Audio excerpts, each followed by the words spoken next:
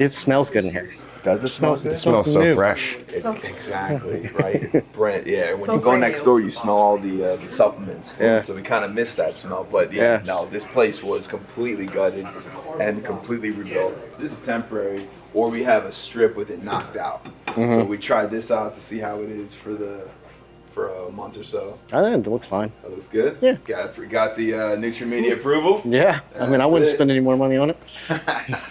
Dude, this is sick over here. So this is TK. He works with NutraBio. He's the owner of NutraMedia. Okay.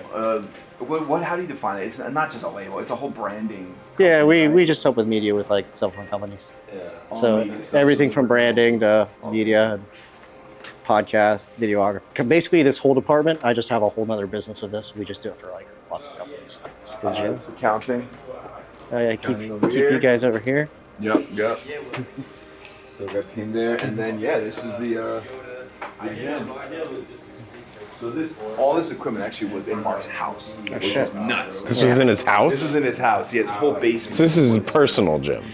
Exactly. Yeah. So he has like 35 different back attachments. So That's honestly, crazy. it has everything you need. You can get it, pretty much kill every muscle area. Yeah. I think he wants to get a chest jump machine. Aside from that, Oh yeah. you can tell what muscles it's about prioritizing. It's all back. It's all back and arm. So this was the offices where everybody in the new offices were housed in here. And this is like a graveyard now, but this is all being restructured. So this facility used to house everything: manufacturing, distribution, warehousing, headquarters. 3 years ago, we took distribution out. So it was in like 4,000 square feet here, moved to 30,000 square feet. You guys will see it, 40-foot ceiling, state of the art. We just moved all offices out next door, so this place is going to be converted. And then we just added another 30,000 square feet that you'll see over there. That's going to be raw material prep. So no raw materials, bottles, anything will come into this facility at all anymore. It'll go to the new facility we call DC2. So we have DC1, 30,000, DC2 is one's finished goods and one is raw materials and everything involved in making the product. So that's open now, but we don't have the full space. So it's getting converted probably over the next couple months. So raw materials will go over there. The prep will be over there, so we'll have our sampling rooms over there. So they'll take the samples in clean rooms. Those will be delivered to our lab. And then raw materials will stay there till in a staged area for quarantine until the lab releases it out of quarantine. And then we'll have all of our pharmacy rooms over there. So we're building 3 pharmacy rooms. That's a fancy name the industry has for weighing room. Yeah. So You gonna pre-blend over there? What's that? No, we're not gonna do blends over Okay. there. Yeah. So over there, what they'll do is they kit it over there. So they'll get an order over there for whatever whey protein, ice, and chocolate, 30 blends, 30 batches. They'll pull all of the bulk material. That will go into a weighing room where they'll weigh out everything out. And then that'll go back on the shelf there. It'll be in the system showing them what we have and kitted, ready to come over here. So that'll be finished goods and kits ready to go here. And we'll probably have a 1 or 2 day supply here of those kits, but we go back and forth all day, so it's easy to get. Then this will be just manufacturing and in process. So the kits are not in process, they'll stay over there until they need it here, and this will be in process batches. So once you blend, it goes into super sacks, they'll wait here until they're ready to go in. So this entire facility that you're in now is going to be totally devoted to manufacturing. This room here is going to be an encapsulation packaging room. So you saw our lab over here. So this lab is basically... How long were you in this building? This about 13, 14 years, but we took this building first, then we took this building, then we took the upstairs over there. So this was at one point manufacturing. This was everything. Ah. No, this was, the way you see it now is the way I originally built it. The manufacturing is out there. This was headquarters, manufacturing, distribution.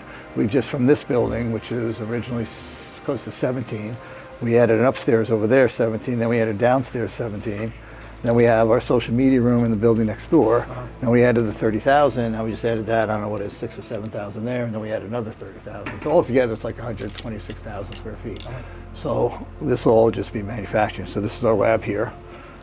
This basically, it's a small lab, it's being quadrupled, so it'll take all the space you just saw over there, our old conference room, and these 2 offices will be walled off. This is basically a prep lab. So most of our testing is done by third party, so that's our claim to fame. Okay, our finished products go through third party. All of our ingredients go through third party testing.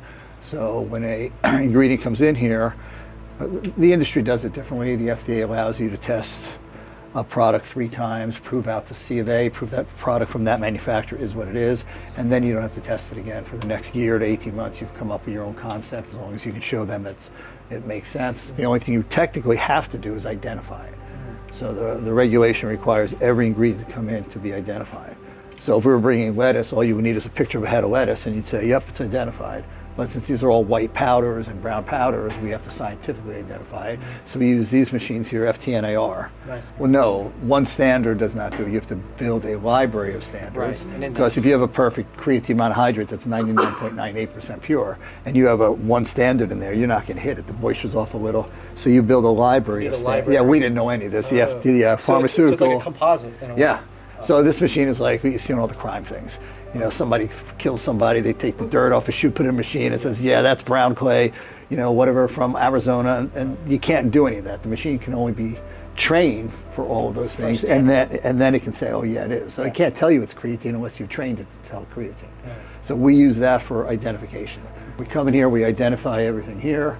Once we identify it, we send it out to a third-party lab, and they do the quantitative. They'll do the assay, HPLC, heavy metal, and all that to prove it is where it's supposed to be. And then the lab basically gets all that back, and they make sure it's meeting our specification, and then they can release any of the raw materials. So this lab is now going, we're going to start doing some HPLC here and some other stuff, but we're expanding this. It's going to be about 4 times the size. But you probably, if you go to other manufacturers, you'll see a lab much bigger because they're doing all their testing there. HPLC, mass spec, all that stuff. We don't do any of that. Quantitative here, we send it out to third party. For raw Which is like, materials. what, 10 minutes down the road? No, all over the country. We have like 7, 8, 9 labs. But you got NJ, which is right here. We're starting to use them now. Yeah. Okay.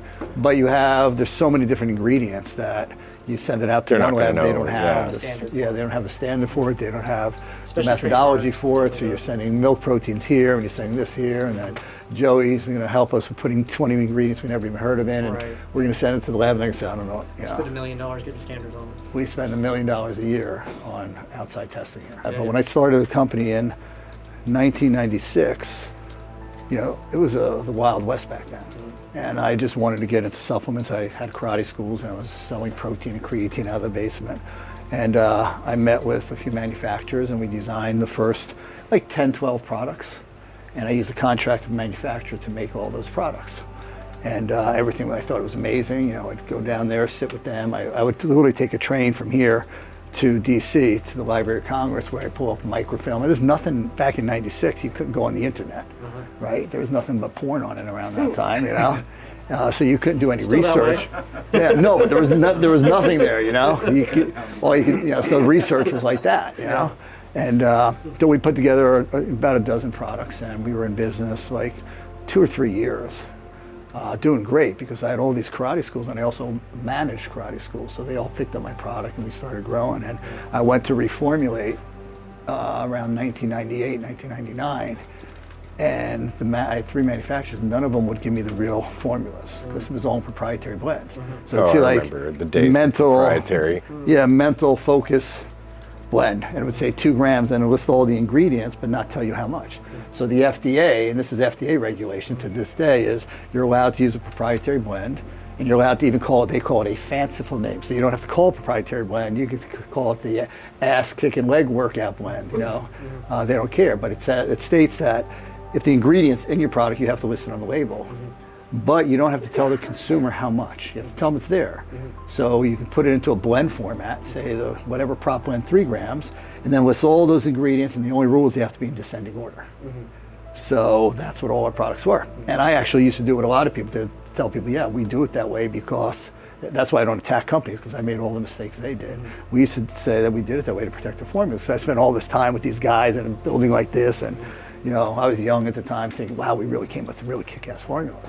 When I sued them and I got the formulas, there was nothing in them. I'll show you my first protein. I found the bottle over there. There's nothing in it. Like if you needed a gram of acetyl-carnitine, there might have been 10 milligrams in there. I see. And all my formulas are just total bullshit. That protein wasn't a weight gainer, wasn't a meal replacement, but it's still the first ingredient was maltodextrin. Yeah. So I found out all my products were bullshit. You know, I was like a snake oil salesman. So You had no idea. No idea. So then I said, all right, these guys are ripping me off. But I spent the next 2 years studying this entire industry. That was like 98, 99. That was 99 to 2000. And I just worked with every formulator I could, every contract manufacturer, everything. And in 1991, this facility was in New York. And I went from 24 employees, like 25,000 square feet, to within the next 3 months, a 10 by 15 foot bin with me. Couldn't go bankrupt, they didn't have the money. Yeah.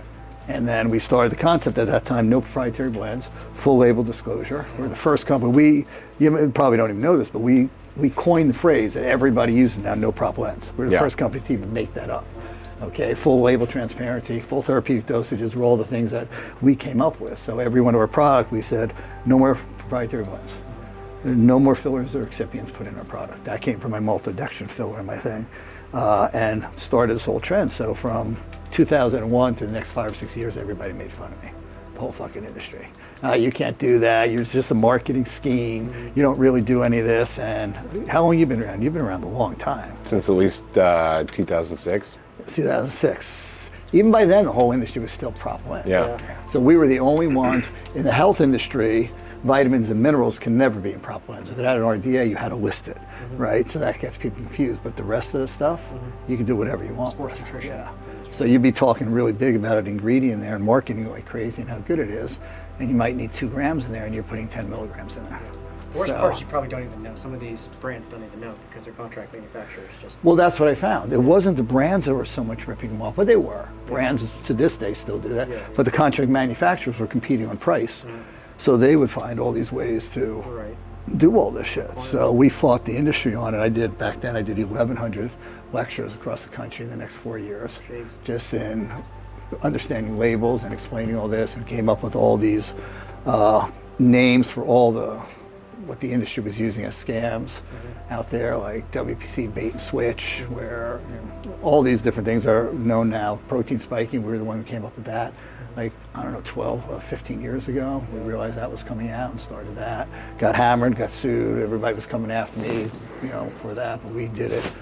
And then Lowbinder got involved and other people got involved, but it's still out there. Nobody, FDA never did anything. Right. So that was kind of the genesis of the company. So we restarted in this town in literally 150 square foot. And then from there, built it up to where we are today. And now probably 70% of the sports supplement industry is non-prop blend. So it's made a huge transfer in those days. It influenced the whole big thing. Yeah.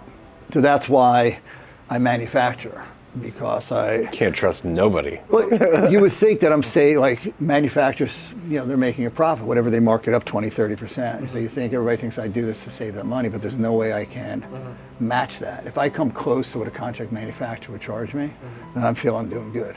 But to have the infrastructure I do just for my own brand, it doesn't pay, but I control everything. Like every single ingredient that comes in here gets tested. I don't test it and then let it go out or anything. We want to know what it is. We identify everything. We go through all this because we want to make sure. So, you bring all this stuff in from these companies, they're all, you have all these levels. You have the manufacturer of the raw material. They'll find ways to cheat. That goes down to the distributor, they'll find a way to cheat. The distributor goes to the contract manufacturer, they'll find a way to cheat. Contract manufacturer makes it for the brand will find a way to cheat. By the time it gets to the We talk customer. about this all the time, just like how many variables in the process where things get fudged. Yeah. Someone's trying to make more money. So now I control every part of that. I control the raw material, the formulation, all the way through the manufacturing process. So if there's a fuck up, I can't blame anybody but myself. You can own it, but you can also crack ahead. Hey, we're only manufacturing for us. So we have currently 3 packaging lines, 5 encapsulation lines, 3 blenders, and then milling and other stuff there. So for us, everything starts in the raw material. So we create a formulation like what you're doing. Then what we have to do is get the ingredient. We've got to test it. We've got to spec it out, make sure it passes what it's supposed to do. Once we prove out that ingredient and prove out the manufacturer, and a lot of times we already have the manufacturer already approved and they're bringing us another ingredient. Then, is that Mike?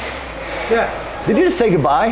No. I thought you said, okay guys. Let's get ready. So the first thing for us is creating that formula, which Joey knows what's going on.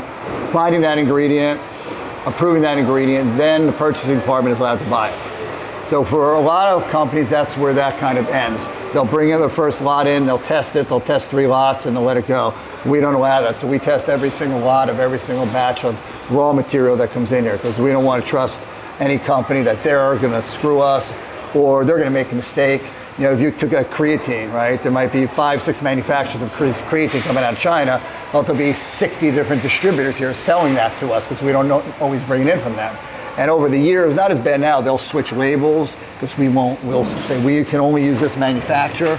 So they'll switch labels on drums. We have this whole thing over the years since CFR 111 started to get where we are today, just to get things the way we want.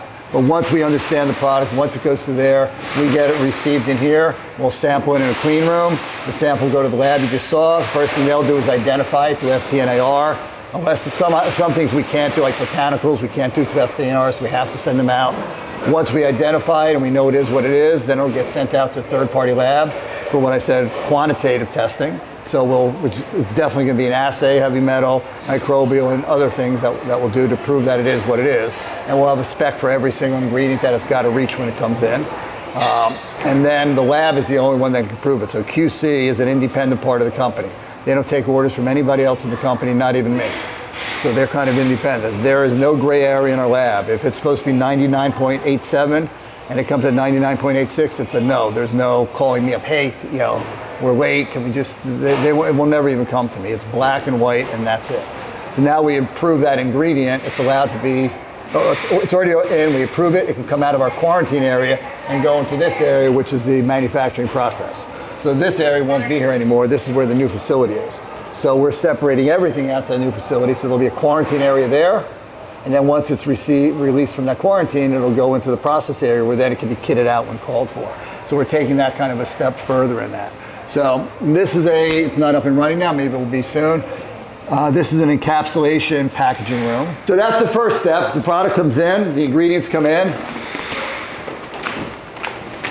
The second step is the boring part of manufacturing, but really the most important part, and that's that room called the pharmacy room.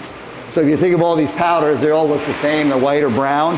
Well, we have to take those all in there, and then we have to weigh them out to make sure they are the exact weight for that formula. You can take these down in this area.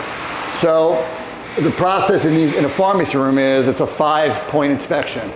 So you have 2 people in there. The ingredients come in, first person has to check the batch number, the lot number, the manufacturer, everything, make sure it's what's on what we call BPR, our batch production record. If it is, then a second person has to do it. They both have to sign off. Then they have to weigh it. So the scales have to be validated every day before we use them, because if the scale's off, everything's off. The scales have to be validated every 6 months by an outside agency. The weights that we use to validate the scales have to be validated. And everything I tell you, it gets a little boring, but I want everybody to see what we go through, okay? All of this, every single thing I tell you is on an SOP, a standard operating procedure. And that means it's in a binder. Everything is listed out. It's signed off by QA, QC, manufacturing, and myself. And it has a version number. And anybody who does any of these processes anywhere in the company has to be trained in that, signed off, and logged that they do it. And if anything changes in an SOP by anything, that version is changed, everybody has to be retrained. So now you have, this is a blender room. So this blender this is a 56 cubic foot ribbon blender. This is being replaced soon with a 125 cubic foot paddle fluidized powder blender. Okay. So the difference is this is like a 14 to 60 minute blend. Yeah. Okay. A fluid blender, paddle blender, instead of treating it as a powder, almost treats it like it's a liquid. That's why it's called fluidized. So it goes down to a 3.5 minute blend, and it gets a much more homogeneous blend to it than a ribbon blender is. So we're not only increasing capacity, whatever we do in this facility where we change, if we increase capacity, it's always to increase quality as well. This is a cone blender. This blender is different. That one has a blade inside. This entire thing spins. This works very well for amino acids and granular products. It's a pain in the ass though, because we have to put the drum on the bottom. Pneumatically it seals. It starts turning slowly. At 10 o'clock it opens, the powder goes in. At 2 o'clock the door closes, and we keep doing that, and that's how we empty it and load. So this is being replaced. This is 30 cubic feet, and this is going to go up to about 100 cubic feet. And with the new blenders, they'll blend as low as 25%, so we get a good range of capacity here. But if you look at this blender, I was talking about headspace and engineering. this blender is the same as that bucket, right? The way this blends is in about a 6 to 8 inch area. So you fill it up, it starts to turn. That powder in there will start going around with the turn, and it'll be like a wave. It'll crest at the top. As it comes down, it intersects with the powder going up. And in that area is where the blending happens. If I overfill this and I have no headspace, then that powder does not crest, it does not intersect, it just goes around. 10 minutes later, it might look like it's blended, but you don't know if it's really blended. If I put too little in here, then that powder goes up. If there's not enough powder to push it, the powder on the bottom pushes it around. If it's not there, it goes like this. At the end, it might look blended, but test out different parts, you might have totally different blends. So that's why I say there's a lot of engineering, and Michael's got to figure out the density that this blender will hold, the quantity, the headspace, and there's a sheet that goes with every BPR that shows where they filled it to, so manufacturing can see that it was in that headspace and nothing changed along the way. So not only do we engineer it that way, we'll see it along the way and we'll see if there's a mistake. So this room is really freaking tight, as you can tell. This is where we package capsules into bottles. So that customer service room that you saw before, that's getting stripped. That's about 4 times the size of this. This is moving into that room. But all the packaging rooms work the same. You have a feed table, put your bottles on here. This head unit will either measure out the powder, in this case it measures the number of capsules, and it'll check the capsules going out. If they're broken or cracked, the gate will grab that bottle if there's something wrong with it. It'll come down the line.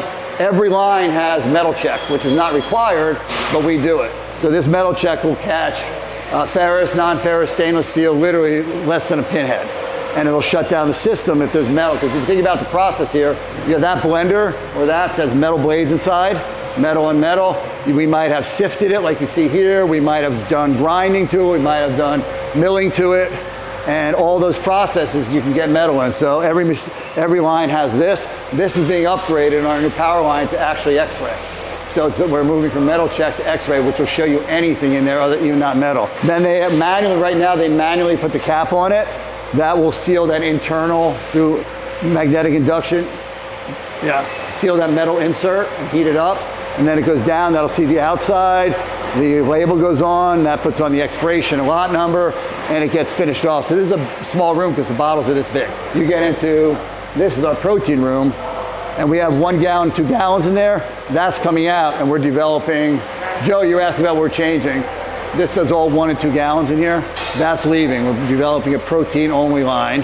That's for all 1 and 2 gallons. It'll have a double auger, which feeds 2 bottles, a double labeler, so if the label goes change, we're not down. Automatic a check weigher that checks the scale in every single bottle and sends the information back. So it's being designed just for protein powders. And that's why these blenders have to be increased to produce enough for that. And we can't feed the blenders unless we have the space for the raw materials, so we had to get another raw material facility. So this build out that we're doing now should take us about 6 years out. We're building it to support all the new operations we're putting and a second shift if we need it. Last year we could not do a second shift here. If you came in over here, every single aisle was filled with shit.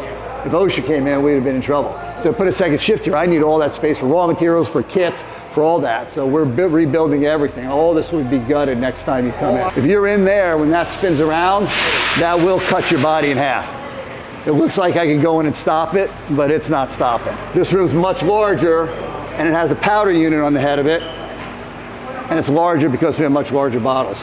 So this is going to be expanded into this space temporarily before we rebuild, and this will now incorporate both of these rooms. So you're going to do 2 poppers and heads? Not in here. We're just expanding this size. This will be our mid-size bottles. Okay. Protein will be in a totally new room that we're building from ground up With 2. just for that, right? Yeah. But we'll be taking the encapsulation room and breaking that down so we have a bigger room here. So phase 3 is to rip this all out. Phase 1 is new encapsulation room, new protein line, expanding this into 1 line, new blenders. All of these have a feeder where he's holding up there, right? Mm-hmm. So after we blend, it goes into these super sacks. And those super sacks, Mike, how much is a super sack? 500 kilos. 500 so kilos will hang above it and feed it up the tube. If you see on that where it says all fill, that little blue thing, well, there should be, you would think that line is feeding continuously. It's not, it's like it's just filling a little at a time to make sure we have the same height, the same density. So we know the protein is perfect, But if we give the people 3 pounds instead of 5 pounds or whatever, we're ripping them off. But at least we know the blend is perfect, and here we have to make sure the fill is perfect. Yeah. In encapsulation, that becomes more critical, because I know, you saw the whole process, I know my chocolate is right. If I give them 2.3 or whatever, okay, they don't get as much. Encapsulation, I have to make that blend exact. But if my capsule fill weight is wrong, then I am giving them 25 milligrams instead of 30 milligrams. So I have, the blend has to be perfect, the fill has to be perfect, and the count has to be perfect at the end. The FDA adopted CFR 111, which are the manufacturing regulations, back in 2008, and they took them pretty much from CFR 211, which is pharmaceutical. So a lot of what they have to do is the same thing we have to do. We don't have to have HEPA, we're not worried about syringe and doing any of that, so it's not as strict. But one of the things that they pulled down is we actually have to inventory every single label throughout the whole process. So we know that we're putting in 500 labels for 300 bottles. We have to put it on a counter when we come out. We have to log. And when Eurofins was in here, they went to see, that surprised me. They went that deep. They wanted to see inventory in and out of production rooms to make sure that we were doing it. So we used to manufacture all of our labels in-house. We no longer do that. And so with the same labels, and it's obviously now with what TK is doing it up, we can't do that anymore. So these are the old labels. What we're doing is we're changing all these to this new style label that you're working with on. So Keep a pretty hefty inventory of labels too. that fine line. Too little, too expensive, too much, and you change something, you're throwing shit out the door. Exactly. Yeah. That's why we used to manufacture. Yeah. So we used to have machines lined up in the wall that would print them on rolls, cut them on rolls, laminate them on rolls, any size we want, and then we'd take the rolls out there and we'd actually print on demand. That's a pretty So we concession. needed 5,000, we print 5,000. Yeah. So whatever comes in that's going to touch your product gets quarantined in here. So if you look at this here, you'll see this right here. That means it was sampled. So the sampling ratio is a new industry standard. The regulation says I have to take a representative sample. So I can't just take one of these. So the formula is, a couple, right? well, the formula is I add them all up. I have 20 boxes. It's the square root of the boxes plus 1, and I have to sample. So you'll see this. That means it was sampled by QC. The larger one means it went through our whole process and is approved. So this is ready to leave here and go into the production warehouse. Okay. So you'll see stuff in here that's ready to go in production, but you won't see anything in production that hasn't gone through that full process. So like these labels here, color-coded, these were all sampled here, but they're not ready to go out. Is it color coded? Green. For sample, okay. yeah. So these you can see were all sampled, but nothing can be released. So we have to do that for bottles, for scoops, for the powder. So this stuff goes into the lab. It'll come out of here, go into a clean room over here, get sampled, go to the lab. They'll do the initial qualitative. They'll approve that quickly, say it's good, and then the sample will go out to the third-party lab. Then it'll come back. They'll sign off, and that's What's the turnaround time? How long does it it's take? long, weeks. Yeah. But with this whole new change here that we're doing, which is ripping this whole place apart, building another facility, getting it ready for the next stage, we just started last week a new ERP system.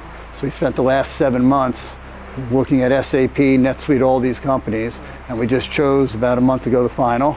We had our first discovery meeting, so where we use Salesforce and Brightpearl and ShipStation and spreadsheets for our MMRs that you see, all that's going into a system. And everything changes here. We went from like a 90-day manufacturing cycle to a 1 day. We were missing an ingredient. We were missing a bottle cap. We were missing a bottle. We were missing a box to put it in. At one point, we couldn't even get boxes, so we stacked them on pallets with cardboard. Then we ran out of cardboard. We couldn't do that. I mean, it was a disaster. So we'd all meet, what, 7, 8 people here in the morning, trying to say, what can we manufacture? What's cool about it is, through that process, she developed the new processes. So when we finished it, we increased our efficiency by, I don't know, 30, 40%. So our lines were down a lot at the same capacity because we found better ways to operate. Now all that's going onto ERP systems, and formulations will be in there, everything's gonna be in there. So this is basically just like a physical ERP right Yeah. It's really cool because the formulation department, you can create ingredients on the fly that don't go into the system. So you can formulate with them and you have all your information in there, but they're not approved for the system yet. Right. And it's kind of cool what they're doing with it.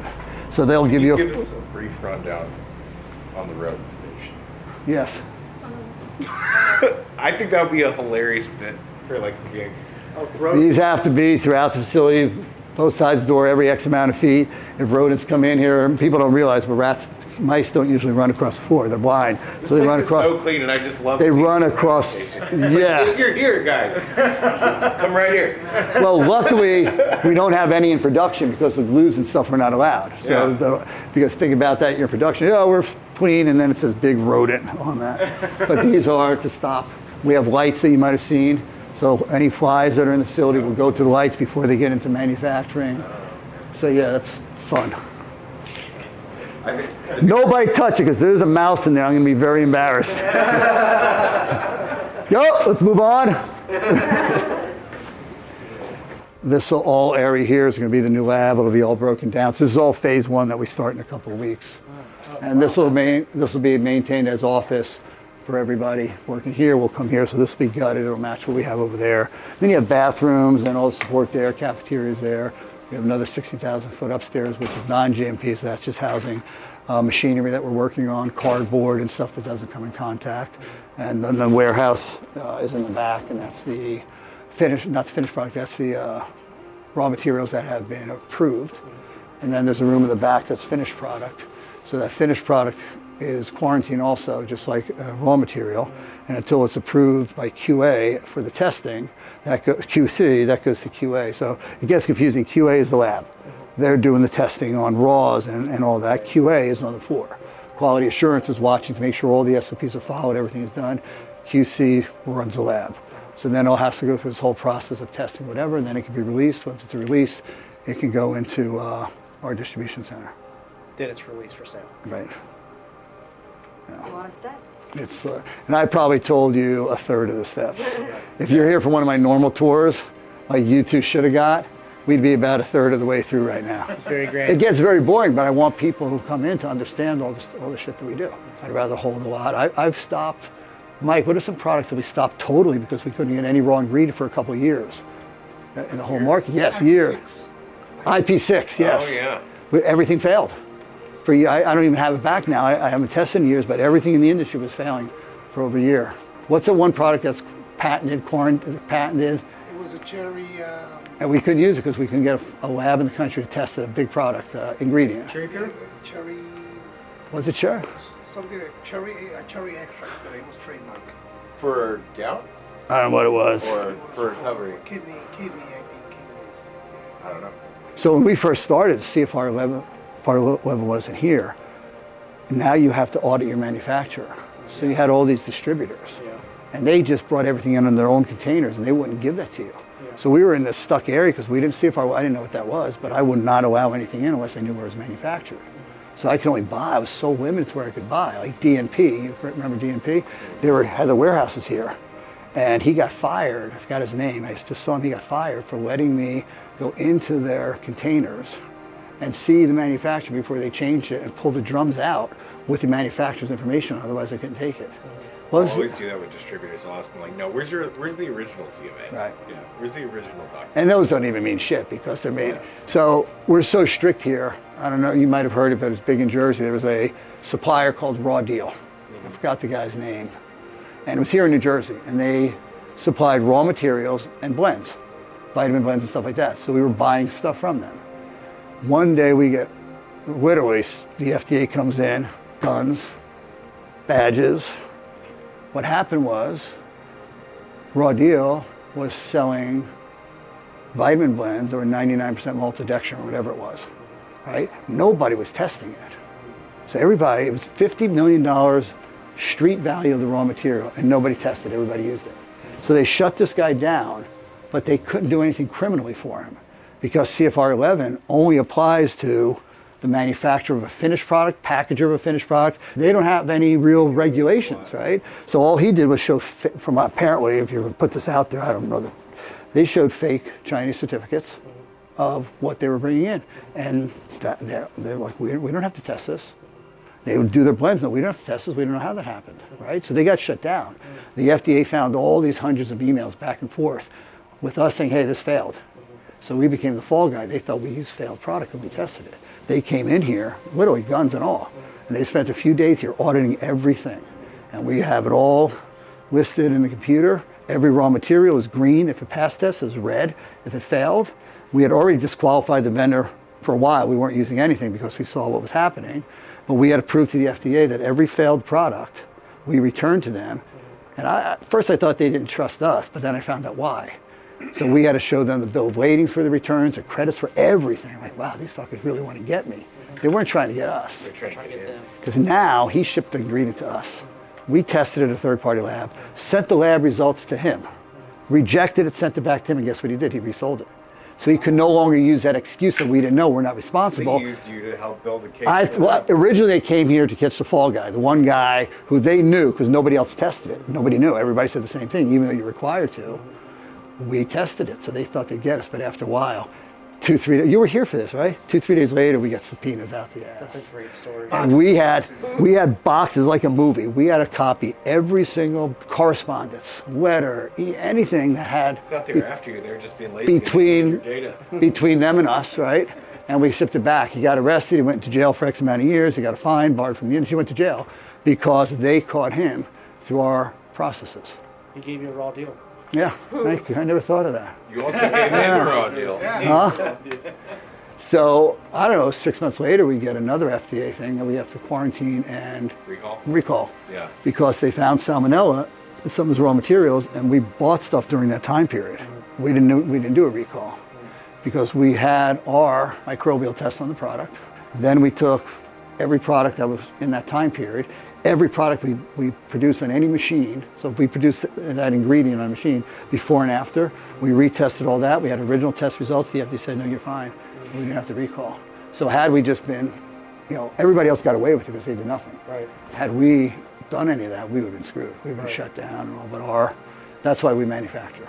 So you look at all these crazy procedures. And you have documentation from the farmer. Yeah, everything has to be documented. Yeah. So, Covering the bases. yeah. So that's it, guys. Well,